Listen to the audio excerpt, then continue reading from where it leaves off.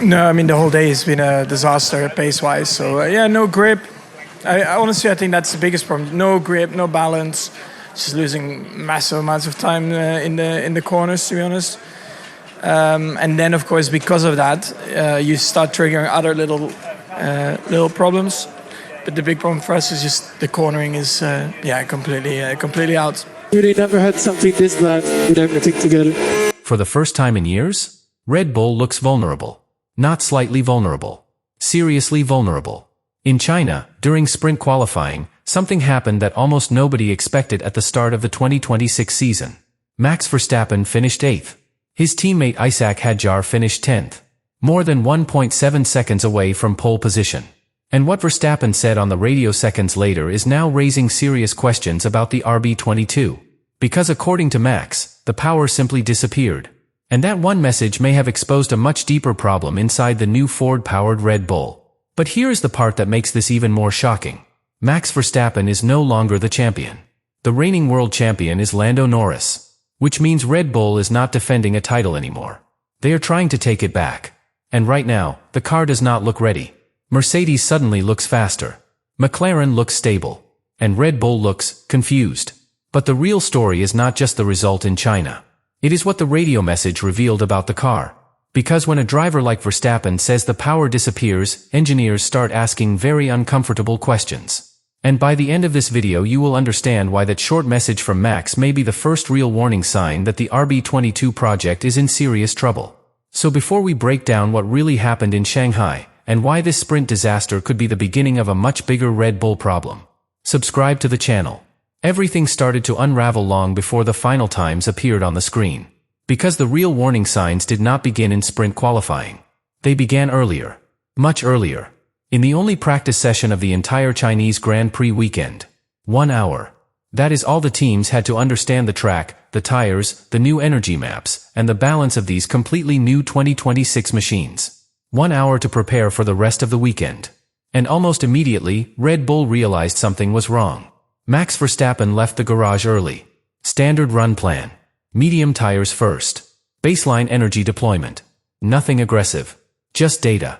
But the lap times were already strange. Not terrible. But not competitive either. Drivers began improving around him. Mercedes suddenly jumped to the top. McLaren looked comfortable. Even Ferrari, despite their early season struggles, showed more stability through the long corners. Meanwhile the RB22 looked nervous. The car was sliding mid-corner, struggling on traction. And every time Verstappen exited a slow corner, there was a slight hesitation before the power fully arrived. At first it looked like normal early session behavior. New regulations. New systems. Teams still learning.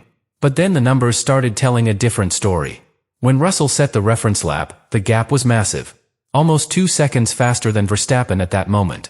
Eventually Max improved. He climbed up the timing screen. From 13th to 6th, then finally settling in 8th place when the session ended.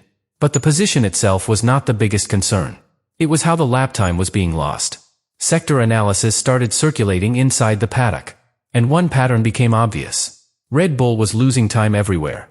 Entry speed, mid-corner balance, and most importantly, exit acceleration. That last part matters more than people realize. Because Shanghai punishes any weakness in power delivery. Especially in 2 areas. The slow hairpin before the massive back straight, and the endless straight itself. If your hybrid deployment is not perfect, you lose speed gradually down the entire straight. 5 km per hour. 10 km per hour. Sometimes even more. And that difference becomes brutal when the straight is that long. Engineers inside the Red Bull garage began studying the telemetry, battery usage, energy harvesting, deployment curves. And the first conclusions were uncomfortable. The RB22 was struggling to maintain consistent electrical deployment across the entire straight. In other words, the system was running out of energy earlier than expected. And when that happens, the car experiences what drivers call clipping. The power simply fades. The car keeps accelerating. But slower. And slower. And slower. Now here is where things become even more interesting. Because this exact issue had already been discussed after the season opener in Australia. During that race, Verstappen mentioned that the power delivery felt strange at certain moments. Not dramatic, but inconsistent. Almost like the system was fighting itself. At the time, many assumed it was simply early season calibration, a normal part of adapting to the new 2026 regulations. But China suddenly made that explanation look optimistic. Because when sprint qualifying arrived, the weakness became impossible to hide. And what happened next would push Verstappen from calm frustration into something much closer to anger. Sprint qualifying began. And almost immediately, Red Bull realized the situation was worse than expected. Session 1 started with the usual rush. Cars leaving the garage. Drivers trying to find space. Everyone aware that one mistake could end the session early. Max Verstappen went out on fresh tires. Clean lap. No traffic. But the lap time appeared on the screen and the reaction inside the garage was quiet. Too quiet. It was not slow enough to panic. But it was not fast enough to feel comfortable. Other teams kept improving. Mercedes again at the top. McLaren strong. Even midfield cars began getting dangerously close. By the final minutes of the first session, Verstappen was hovering near the cutoff line. That is something Red Bull has not experienced in years. The team that used to dominate qualifying sessions was now calculating whether they would even survive the first segment. Max barely made it through. And the same story happened to Hadjar. The rookie managed to advance. But again, only just. That should have been the final warning. Because when a car struggles that much in the first segment, the final session usually becomes damage limitation.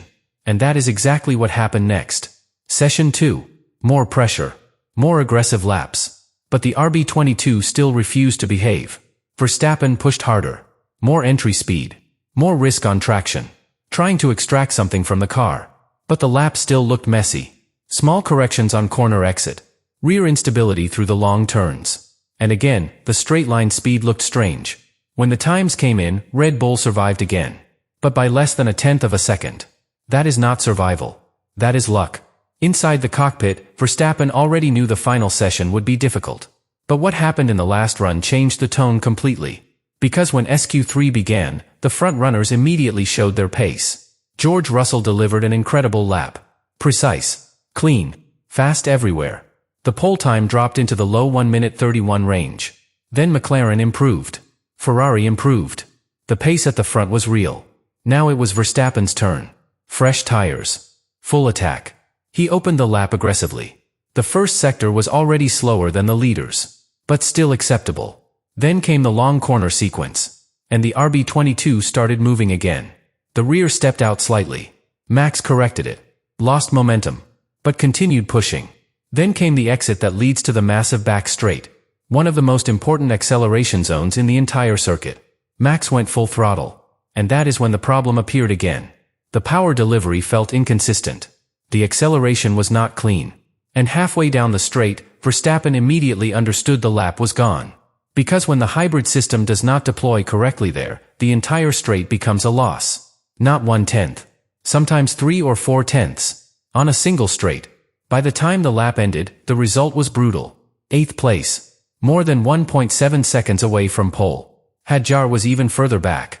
10th place. More than 2 seconds behind the Mercedes. For a team that dominated the previous era of Formula One, this was almost unbelievable. But the real moment came seconds later. When Verstappen pressed the radio button. His voice calm, but clearly frustrated. He reported that the power delivery was disappearing again. The same strange behavior. The same hesitation. The same loss of acceleration. And that short message suddenly connected everything. Australia. The engine failure. The strange power behavior. The weak straight line speed in China. And suddenly the question inside the paddock became much bigger than a bad qualifying result. Because if the energy system inside the RB22 is not stable, then Red Bull may have a much deeper problem than anyone expected. But to understand why that radio message matters so much, we need to go back one race. Australia. The first Grand Prix of the new era. Because what happened there now looks very different after what we just saw in China. At the time, the story of the weekend looked simple. A chaotic start to the season. New regulations. Teams learning. Drivers adapting. But inside Red Bull, the alarm bells had already started ringing. The biggest moment came from the other side of the garage. Isaac Hadjar. The rookie was having a difficult debut weekend already, learning the RB22 under enormous pressure. Then suddenly, during the race, the car failed. Not a small issue. Not a sensor problem. A full power unit failure. The Ford engine in Hadjar's car exploded after only 11 laps. For a brand new engine project, that kind of failure is serious. Very serious. Immediately after the race, Red Bull engineers began investigating cooling systems, battery temperatures, energy harvesting loads. Every part of the hybrid system was analyzed. Publicly, the team tried to calm the situation. They described it as an isolated incident. Something unusual. Something that would not happen again. But privately, the engineers understood something important. The 2026 regulations changed the balance of Formula One power units more than any rule change in the last decade.